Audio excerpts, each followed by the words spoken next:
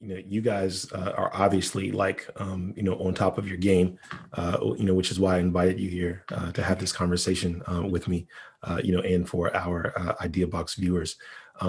Before we close out, though, I wanted to actually, use some, sort of artifacts or some visuals to sort of like showcase, the smashing boxes approach to sprint review meetings. And not that we're going to go through an entire, sprint review deck, but I just wanted to showcase some of the analytics. And so, Jalen, if you wouldn't mind, walking us through, some of these analytics, just, give a brief description of what, how this would work. So, I'm just going to like walk through these slides and you just speak to them. Cool. So typically we start out with velocity. Now, I will say, sort of for like the uninitiated, or just for anyone who didn't have context of this actual sprint, this number by itself doesn't necessarily mean a ton.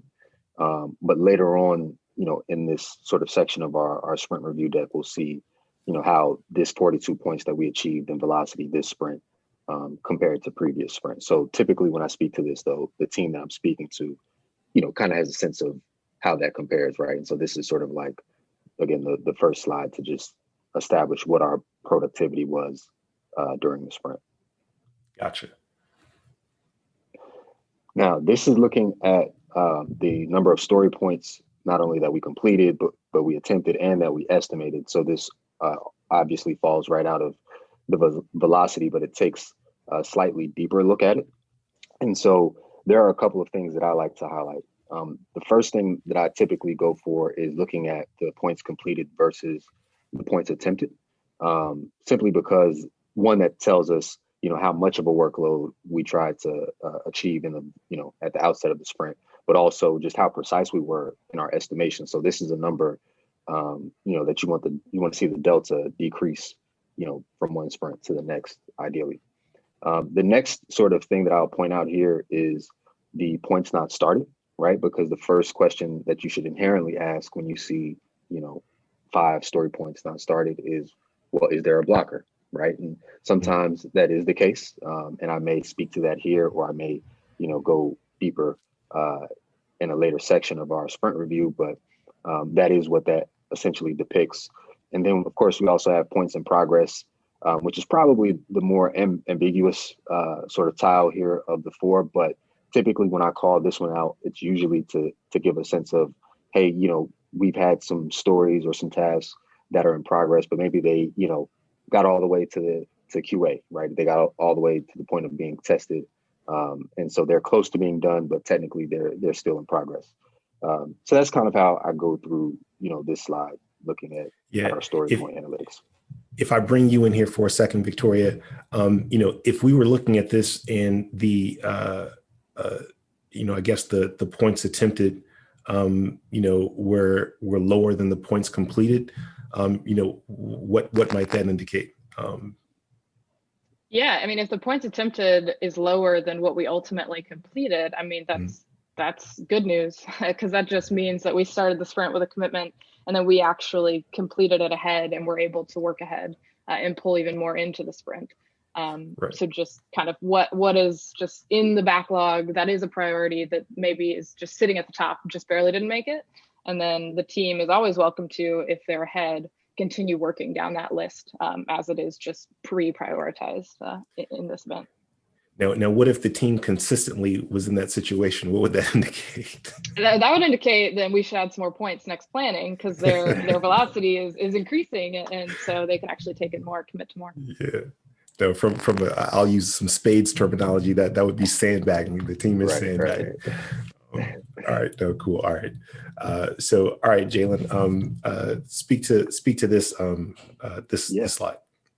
Yeah. So the velocity report, and this is, really pointing at something that I was referencing a second ago, which is, in order to really appreciate and understand, the team's velocity, you really should be comparing it to the previous velocity, right? And so what this report does for us is it shows us, starting at sprint 0, all the way up to, in this case, sprint 3, on the left-hand side what our, our committed amount of story points would have been for the sprint, and then the amount of story points that we actually achieved, hence the velocity. So, in a case like this is typically one of those moments where I take out some time for a little bit of positive reinforcement, because this sort of like, gradual increase, and that, again, sort of like that decrease in the delta between that sort of estimated story points versus the actual completed, is getting smaller over time. So yeah, this is just a slide that I really use to contextualize the velocity of this sprint compared to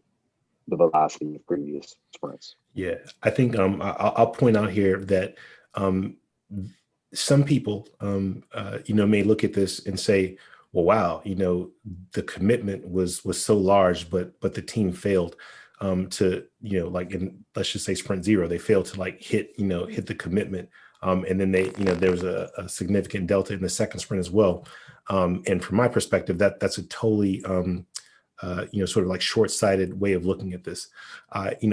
I like bold, ambitious teams, right? Not blindly bold and ambitious, but the sandbagging is not a behavior that we want to encourage. And so we want to encourage teams to be bold and not feel like they failed if they didn't achieve the velocity that they set out to achieve. And even in this, though, you can see over time, right, the commitment, the estimation is closer to the actual, and over time that's just going to smooth out. So this is actually a very successful velocity report as it stands for this team. We mentioned burn up charts before, and speak to this slide, Jalen.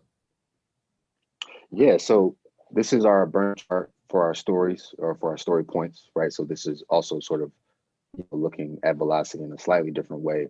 But what we have here at the top with this red line is what our estimate was, right? So estimated originally at 50 story points.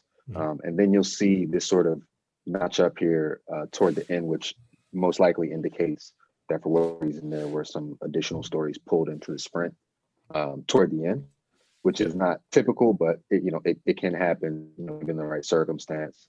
And then the green line we have here down at the bottom is the actual number, right? So as we complete stories, you'll see the green line sort of notch up a little bit, and then the next time we complete stories, it notches up again.